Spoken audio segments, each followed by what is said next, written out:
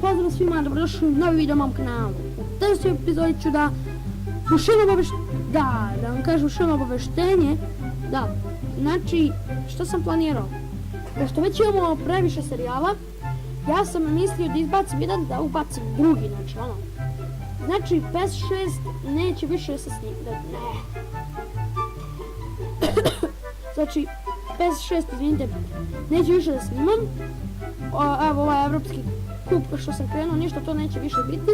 Morat će nekada bude, a onaj serijal koji ću da uvedem jeste top 5, u stvari, Guinnessovih rekorda. Znači, bit će onako Guinnessovi rekordi, hashtag 1, to jest part 1, tako već, i u svakom će biti po 5. Tako da znate, evo ovdje imam tih 5 klipova, mi se vidimo u sljedećem klipu. Ovo je bilo to kratko obaveštenje, nadam se da ste shvatili. Ćao!